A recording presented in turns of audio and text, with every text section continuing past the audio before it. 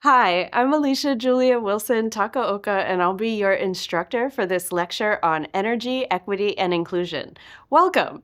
The learning objectives for this lecture include discussing some high-level concepts that we should be aware of in the energy transition.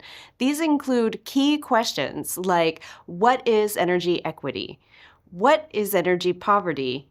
What is energy inclusion? And what are the systemic barriers to energy access? All of these questions should be considered in different aspects of the energy transition, whether you're in business, government, work for an NGO, or in an industry. Thinking about these questions and who is impacted by the decisions we make as we move towards a climate neutral future is essential. Our first question, what is energy equity, concerns systemic barriers that happen in local and global contexts.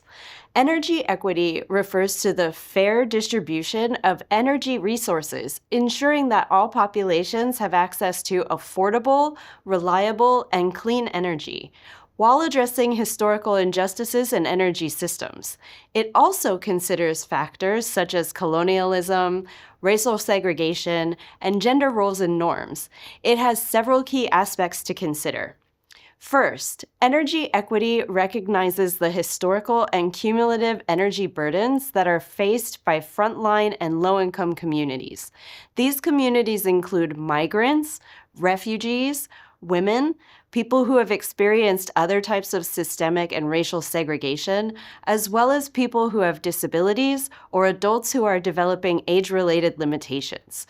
When considering energy equity, we need to look beyond the status quo or the norm. We need to ask, how can we have a fair and balanced energy transition where everyone, no matter where they live or what their situation is entitled to energy and has the means to afford it?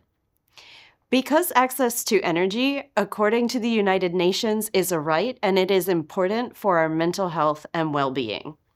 In addition, energy equity ensures inclusive decision-making by centering frontline voices in energy planning.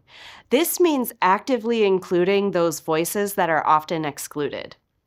Energy equity also calls for a fair distribution of clean energy benefits and ownership. It asks, how can we ensure that everyone pays a fair price for energy based on what they can afford, rather than only what they consume? And how can we expand access to tools and technologies that allow people to consume energy differently? Whether that's home energy management systems or access to solar panels or wind turbines. In this context, we can then focus on empowering those who currently lack power to make better decisions about energy through greater awareness and real accessible options. A practical example is the Energy Equity Dashboard. It is a city-level tool that assesses how clean energy is distributed. You can use this tool right now, and currently it's available in the United States. It examines different aspects of the energy transition. This includes policies in key areas, equity indicators, and smart grid developments. You can choose to view information based on climate goals, transportation, or how a city performs in terms of equity. This is dynamically visualized through circles on a map. The factors that affect a city's score include different policies related to local government operations, citywide initiatives, building policies, energy and utilities, transportation policies, and equity-focused metrics. So the tool connects directly to many of the issues we have discussed. For more information, you can visit the Clean Energy Scorecard. We've talked a bit about energy equity. Now let's look at energy poverty. Energy poverty occurs when a household lacks adequate, reliable, affordable, and safe energy to meet basic needs. This is generally considered at the household level. So can a household afford energy? If a household cannot afford energy for its basic needs for or in contexts where households produce energy, if they consume significantly more than they produce and cannot cover the costs, then they are considered energy impoverished. Energy poverty is a growing problem that is driven by high energy costs, low income, and poor energy performance of homes and appliances. As a consumer, you can see the performance of your appliances if they are smart and have energy labels, or if you use home energy management tools. However, many households experiencing energy poverty lack access to efficient appliances and these kinds of tools like home energy management systems, which further increases their energy bills. Energy poverty also forces households to reduce their energy use in ways that harm their health and well-being. This might include keeping indoor temperatures too low in the winter, not using cooling during the summer, or possibly using minimal light. According to the United Nations, 1.18 billion people in 2024 are experiencing energy poverty. This is roughly 1/8 of the world's population. We've talked about energy equity and energy poverty. Now let's look at energy inclusion. Energy inclusion is built on the 4 pillars of inclusivity. These are reflection, representation, reinforcement, and refinement.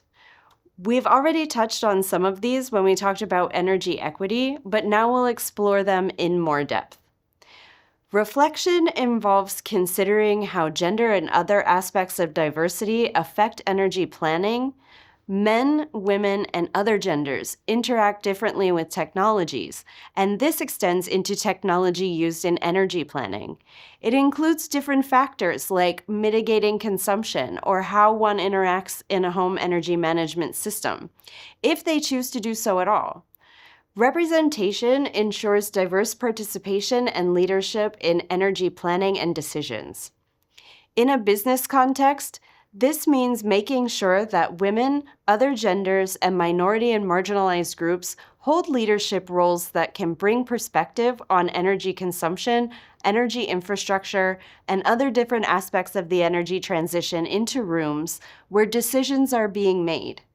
We can ask, do we have enough knowledgeable people who represent marginalized communities involved in energy planning at the municipal, national, and international levels? And also, how do we include more marginalized consumers in decision-making from the ground up? Reinforcement showcases clean energy actions that support inclusion. Through the best practices, guidelines, and toolkits, you can go through the process of inclusion at your own business, community, or NGO. Finally, refinement is the process of monitoring, learning from, and improving energy transition strategies. Do these tools and best practices still work over time? As we'll see in another video, some tools were created in 2019. It's important to evaluate whether those tools and practices are still effective.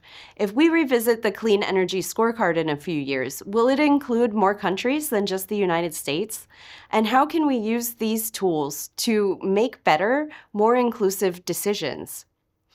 Some systemic barriers to energy access include discrimination and social exclusion. These can occur at the community level, municipal level, and even at the national and international levels. When we look at energy access, we want to be clear about some things.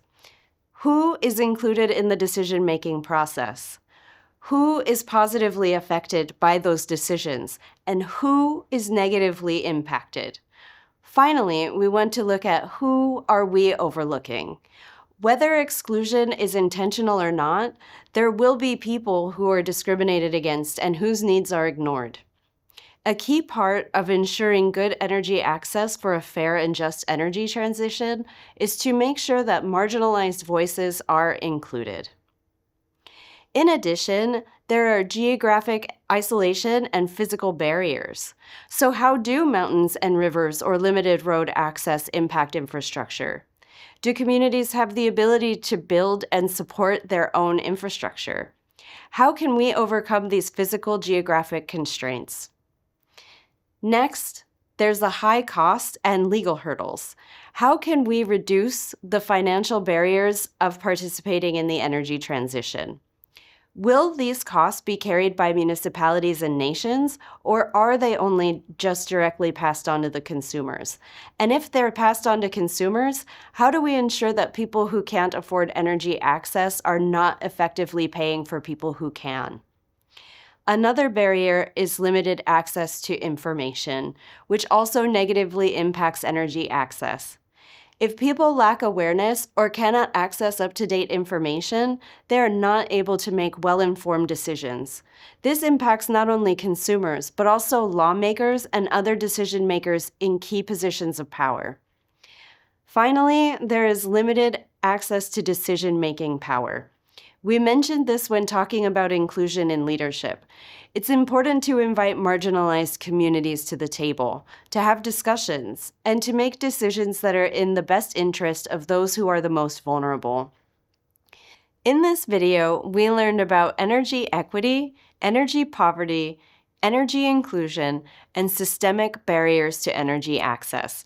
I hope you leave with a better understanding of the systemic and other barriers that limit people's participation in the energy transition. See you in the next video.